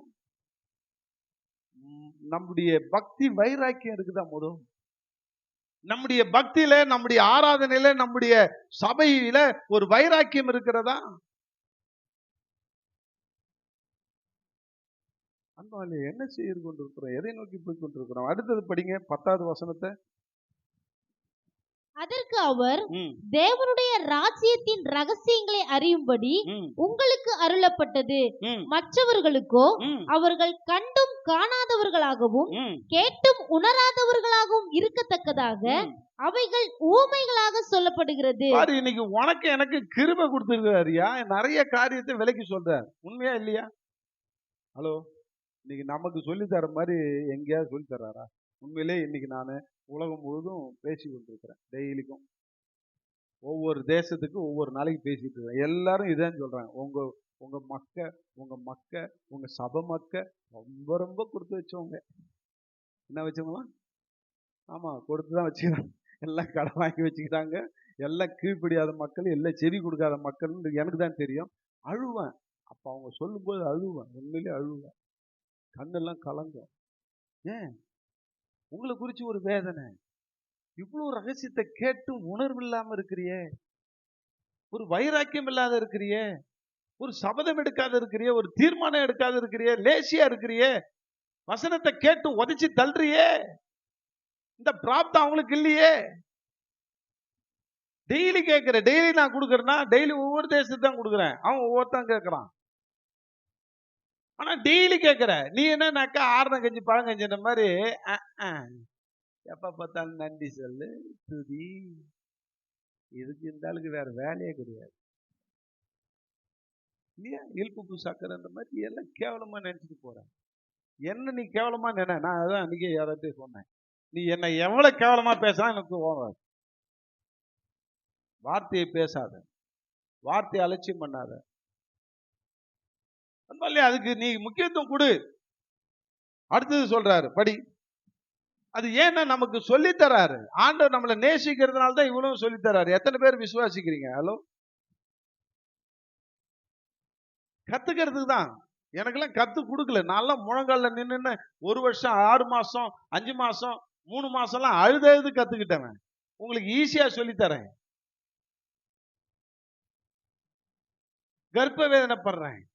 நீ உருப்படணும், நீ நல்லா வெல்டுடுவா வரணும், நீ சாட்சியா வாழணும், நீ கடன்லாம் வந்து பிரச்சனை வரக்கூடாது, வியாதியிலிருந்து விடுதலை ஆகணும், நீ பெரிய சாதனையாளரா மாறணும், கிறிஸ்துவுக்கு என்று சாட்சியா வாழணும், அநேக ஆத்துமக்களை ஆதாயம் பண்ணணும்னு கர்ப்ப வேதனைப்படுறேன். ஆனா நீ என்ன செய்யற? நல்லா தூங்கி நிற்கிற. 5 மணி ஜபத்துக்கு வரவங்க கூட வர்றது கிடையாது. எப்படி கேட்டாக்கா சாக்கு போக்கு. என் புள்ள அழுவிச்சு, என் பொண்டாட்டி படுக்கல, என்னடா சொல்லணுமோ அதெல்லாம் சொல்லின்னு கிடக்குறேன். 5 மணி ஜபத்துக்கு ஒழுங்கா வந்துட்டு இருந்தல்ல, இப்ப என்ன கேடு? பிள்ளை கல்யாணம் ஆயிடுச்சு, வேலை தீர்த்து போச்சு, வீடு கட்டிட்ட, இப்ப சோம்பேறித்தனம், இடுப்புலாம் வலிக்குது சித்தப்பா. செத்தப்பா வெக்கமா இல்ல? என்னையா தீர்மானம் எடுக்கிற? என்ன சம்மதம் எடுக்கிற? அன்பம் இல்லையா? அடுத்த வார்த்தை படிங்க. மத்தேயு 7:24.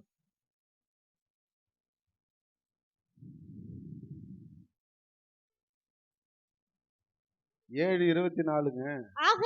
ஆகையால் நான் சொல்லிய இந்த வார்த்தையின்படி இவைகளின்படி செய்கிறவன் எவனோ அவனை கன்மலையின் மேல் தன் வீட்டை கட்டின புத்தியுள்ள மனுஷனுக்கு ஒப்பிடுவேன். ஆமா, அதுதான் 27 வசனம். பெருமலை சொரிந்து, அதுக்கு முன்ன நான் சொல்லிய இந்த வார்த்தையை கேட்டு இவைகளின்படி செய்யாதிருக்கிறவன் எவனோ அவன் தன் வீட்டை மணலின் மேல் கட்டின புத்தி இல்லாத மனுஷனுக்கு ஒப்பிடுவேன். இப்ப நீ உன்னை கேட்கிறேன் ஒரு கேள்வி. ஆண்டவருக்கு தான் கேட்கிறார், நான் கேட்கல. நீ புத்தி உள்ள மனுஷனா புத்தி இல்லாத மனுஷனா? உன்னை பார்த்து கேட்கிறேன். நீ புத்தி உள்ள ஸ்திரியா புத்தி இல்லாத ஸ்திரியா? புத்தி உள்ள ஸ்திரின்னு தான் சொல்லுவ. எனக்கு புத்தி இல்லைன்னு சொல்லவே மாட்டேன், ஒத்துக்கவே மாட்டேன் நீங்க. ஆனா புத்தி உள்ள சரியா இருந்தா ஏன் அழுவணும்? எனக்கு வயிற்று வலிக்குது, எனக்கு அதை வலிக்குது, இதை வலிக்குது, எனக்கு கடன் அடையல. புத்தியற்ற வார்த்தையை கேட்டு கீழ்ப்படியாம போற. வார்த்தையை கேட்டு கீழ்ப்படியாம போற.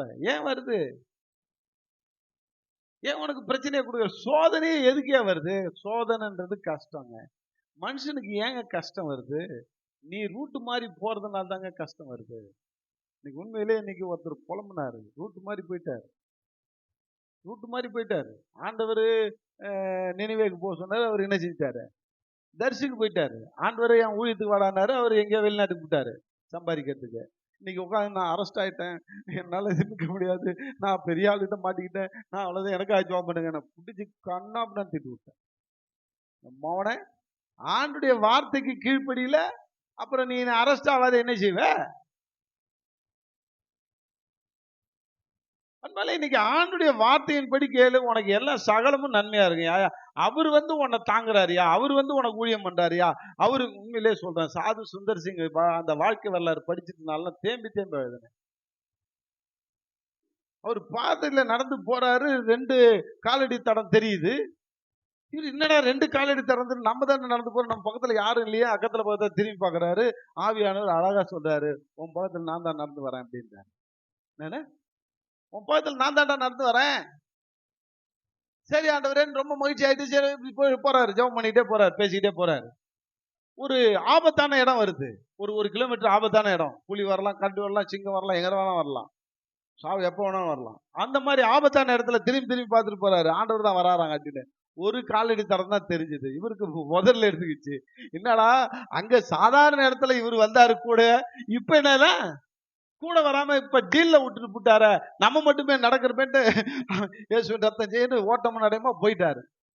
அந்த ஆபத்தான கட்டத்தை தாண்டி போன பிறகு 2 காலடி தரம் தெரியுது. இவருக்கு கோவம்னாலும் கோவம். என்ன ஆண்டவரே, உங்களுக்கு கொஞ்சமாவது ஈவிரக்கம் இருக்குதா?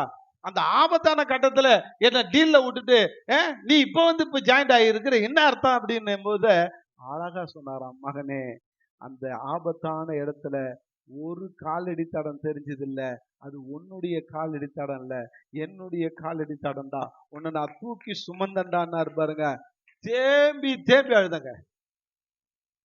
தூக்கி சுமக்கிற தேவன், உன் கூடவே வர தேவன், உனக்காக யாவையும் செய்யற தேவன். நீ என்ன செஞ்ச? நீ என்ன தீர்மானம் எடுத்த? ஆண்டவருக்காக எதை நீ தியாகம் பண்ண? தூக்கத்தை தியாகம் பண்ணியா?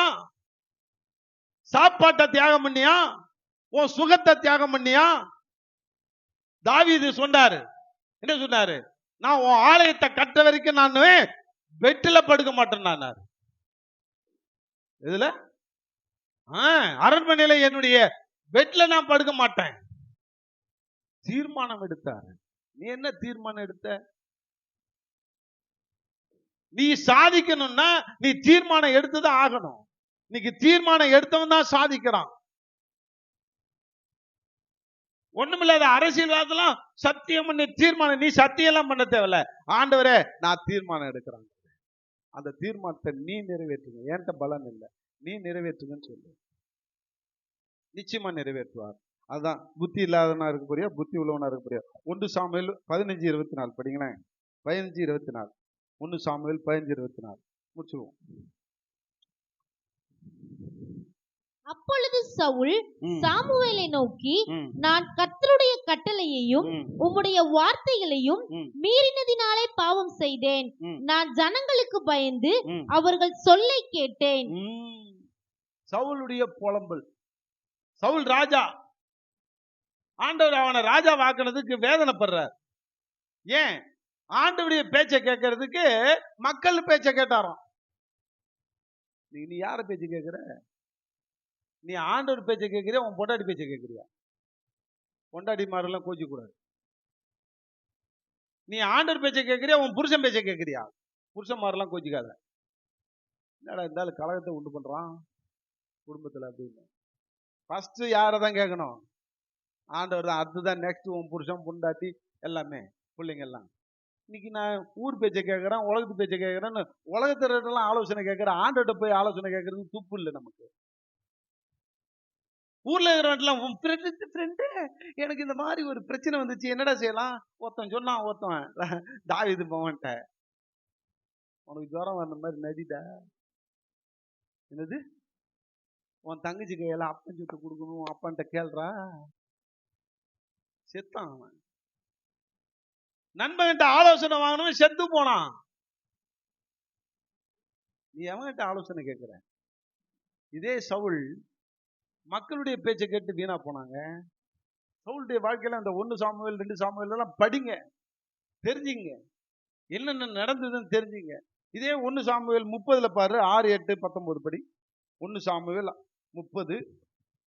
தாவீது மிகவும் நெருக்கப்பட்டான். சகல ஜனங்களும் தங்கள் குமாரர் குமாரத்திகளின் நிமித்தம் மனக்லேசமானதினால் அவனை கல்லெறிய வேண்டும் என்று சொல்லிக் கொண்டார்கள். தாவீது தன் தேவனாகிய கர்த்தருக்குள்ளே தன்னை திடப்படுத்திக் கொண்டான். மக்கள் பேச்ச கேட்கல. ஆண்டவர்கிட்ட போய் ஓடி போய் ஆண்டவர்கிட்ட அழலாம். ஆண்டவரே எனக்கு ஆலோசனை சொல்லுங்க, என்ன செய்ய? இந்த அமலேக்கனை அடிச்சுட்டு போட்டானு, கொள்ளை அடிச்சுட்டு போட்டானு, என் மனைவி பிள்ளைகள்லாம் இவனு எல்லாம் என்ன திட்டானு, ஒன்னால் தாண்டா படுவாவி, உன் பின்னால நம்ம வந்தோம், வீணா போயிட்டோமேன்னு ஆண்டவர்கிட்ட போய் ஆலோசனை கேட்டான். யார்கிட்ட போய்? உலகத்தான்ட்ட இல்ல, ஊர்ல இருக்கிறவன்ட்ட இல்ல, அக்கா தங்கச்சிட்ட இல்ல, உரம்பரையான்ட்ட கேட்கல, சொந்தக்காரன்ட்ட கேட்கல, ஆண்டவர்கிட்ட போய் ஆலோசனை கேட்டதுனால என்ன சொன்னாரு? 18:8 படிங்க. தாவீது கர்த்தரை நோக்கி, நான் அந்த தண்டை பின்தொடர வேண்டுமா? நோக்கி கேட்டான் ஆலோசனை. நான் அந்த தண்டை பின்தொடரவா, அதை பிடிப்பேனா என்று கேட்டான். அதற்கு அவன், அதை பின்தொடர், அதை நீ பிடித்து சகலத்தையும் திருப்பி கொள்ளுன்னு ஆண்டவர் வாக்கு கொடுத்தாரியா. அதே போல போன ஆண்டவர் பேச்சு எப்படி? 19 படி. அவர்கள் கொள்ளையாடி கொண்டு போன எல்லாவற்றையும் சிறியதிலும் பெரியதிலும் குமாரரிலும் குமாரத்திகளிலும் ஒன்றும் குறைபடாமல் எல்லாவற்றையும் தாவீது திருப்பிக் கொண்டார். யார் பேச்சை கேட்டதுனால? நீ திருப்பணும்னா ஆண்டவர் பேச்ச கேளு. நான் கேட்டேன், இந்த பாயிண்ட புடிச்சுக்கிட்டேன். சவுலையும் பார்த்தேன், தாவீதையும் பார்த்தேன். ஆகா, நம்ம ஜெயிக்கணும்னா யார் பேச்ச தான் கேட்கணும்? இன்னைய வரைக்கும் என் பொண்டாடி பேச்ச கூட கேட்டது இல்லைங்க. நான் ஓப்பனா பேசுறேன். என்ன சொன்னாலும் சரிதான். ஊழியம் ஒண்ணு வந்துருச்சுன்னா அக்கா, ஆண்டவர்கிட்ட கேட்டு ஆண்டவர் என்ன சொல்றாரோ அதான் செய்யறேன். குறுக்கால யார் வந்து என்ன ஆலோசனை கொடுத்தாலும் செய்யறது கிடையாது. அதே போல நீங்களும் ஊழியக்காரனுக்கு ஆலோசனை சொல்லாதீங்க. இன்னைக்கு தயவு செய்து உங்களை கெஞ்சி கேட்டுக்கிறேன்.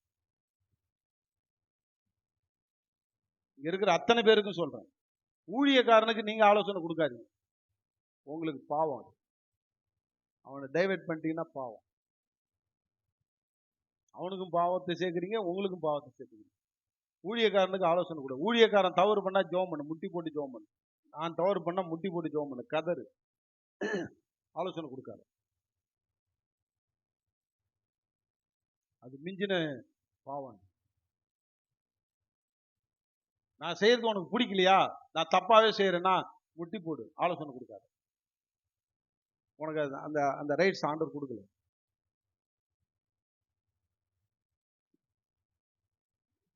உனக்கு 1008 ஆலோசனை வரும். நீ ஊழியக்காரனான பிறகு நீ இம்ப்ளிமெண்ட் பண்ணு. நீ இன்னொருத்தவனுக்கு நீ சொல்லாத. உன்கிட்ட ஆலோசனை கேட்டா சொல்லு. என்னது ஆலோசனை கேட்டா சொல்லு. அது வரைக்கும் அமைதியா இரு, ஜெபம் பண்ணு. அன்பாளி, உனக்கு நல்லது. ஊழியக்காரனுக்கு அவன் ஆலோசனை சொன்னீங்கன்னு வச்சுப்போ. ஒரு உதாரணம் சொல்றேன். நடராஜ் பிரதர், நீங்க 9:30க்கு ஸ்டார்ட் பண்றதை ஒரு 7 மணிக்கே நம்ம வந்து சபையை ஸ்டார்ட் பண்ண நல்லா இருக்கும். திரு ஜான்சன் வர்றாரு. அங்கிள், எனக்கு தண்ணி எல்லாம் 8 மணிக்கு மேல தான் வருது எங்க ஊர்ல குழாவில். ஒரு 10 மணிக்காக ஸ்டார்ட் பண்ணுங்க. இன்னொருத்தர், ஏங்க ஒரு வெயிலா இருக்குது, ஒரு 6க்குலாம் ஸ்டார்ட் பண்ணி முடிச்சுடுங்க. ஏஎன்சிலாம் அப்படிதாங்க முடிக்கிறாங்க. நான் எதை ஸ்டார்ட் பண்ணேன் சொல்லு? கன்ஃபியூஸ் ஆகணும். ஆக மாட்டேன்னா என்ன செய்யணும்? அவங்க இஷ்டத்துக்கு நீ கீழ்படிஞ்சா உனக்கு பிளஸிங். ஊழியக்காரனுக்கு சொல்லுக்கு நீ அப்படியே கீழ்படிஞ்சனா அப்படியே ஆசீர்வாதம். அவனுக்கு நீ ஆலோசனை சொல்லி நீ துறையாவாது. அன்பாலே, இதெல்லாம் சத்தியம். சாமுவேல் மக்களுடைய பேச்சை கேட்டா வீணா போனான். தாவீது சவுல் மக்களுடைய பேச்சை கேட்டா வீணா போனான். தாவீது அவன் யார் பேச்சை கேட்டான்? ஆண்டுடைய பேச்சை கேட்டான், எல்லாத்தையும் திருப்பி கொண்டான். நீ யார் பேச்சை கேட்க போற? ஒரு தீர்மானம் எடு. செவி கொடுக்கறதுல ஒரு தீர்மானம் எடு. நான் இன்னாருக்கு தான், ஆண்டவருக்கு தான் நான் செவி கொடுப்பேன் என்று ஒரு தீர்மானம் எடுத்து இன்றைக்கு இந்த புது வருடத்தை தொடங்கி ஒப்பு கொடு, ஜெயிப்போம். இதுக்கு மேல உங்களுக்கு செய்தி தேவையில்ல. நாளைக்கு மீதி செய்தியை பார்த்துக்கலாம். ஒப்பு கொடுத்து ஜெயிப்போம். ஆண்டவரே, நான் தீர்மானம் எடுக்கிறேன். ஆண்டவரே, உண்மையிலே சொல்றேன், ஒரு பெண்கள் நினைச்சா மலையையும் மடுவாக்கலாம், மடுவையும் மலையாக்கலாம்னு பாரதியார் சொன்னார். நீ நினைச்சா எதை வேணாலும் சாதிக்கலாம். அதே போல ஒரு ஆண்கள் நினைச்சா என்ன வேணாலும் சாதிக்கலாம். வாலிபர் நினைச்சுதான் இந்த நாட்டையே ஆளுமை பண்ணலாம். தீர்மானம் எடுக்கிறதுல தான் இருக்குது வெற்றி தோல்வி. ஒப்பு கொடு. நான் ஒரு தீர்மானம் எடுக்கிறேன். ஆண்டவரே, என் சபையில நிரம்பி வடிகிற வரைக்கும் நான் ஊழியம் செய்யணும். நான் ஆத்தும் ஆதாயம் பண்ணணும். நான் உமக்கு பிரியமா நடக்கணும். ஜெபிக்கிறவனை என்னை மாற்றுங்க. வேதத்தை வாசிக்கிறவன் என்னை மாற்றுங்க. உனக்கென்று உபவாசந்து நான் ஏற்பட மாற்றுங்க. ஆண்டவரே, என்னுடைய சுயத்தை, என்னுடைய தூக்கத்தை நான் தியாகம் பண்ண தீர்மானம் எடுக்கிறேன். ஆண்டவரே, இப்படி என்ன தீர்மானம் எடுக்க ஆண்டவர் சொல்றாரோ அந்த பாவத்தை நான் செய்ய, நான் போன்ல செலவு பண்ற நேரத்தை நான் உம்முடைய பாதத்துல செலவு பண்ண தீர்மானம் எடுக்கிறேன்னு சொல்லி தீர்மானம் எடு. வாலிபனே, உன்னால முடியும். உன்னை வச்சு ஆண்டவர் பெரிய காரியம் செய்ய போறார். எல்லாரும் ஜெபம் பண்ணு. ஒரு தீர்மானம் எடு. இன்னைக்கு சபதம் எடு. அவன் கொலை செய்யறதுக்கும் வீணா போறதுக்கும் அடுத்தவன் கூடி கெடுக்கிறதுக்கும் தீர்மானம் எடுத்தான், சபதம் எடுத்தான்.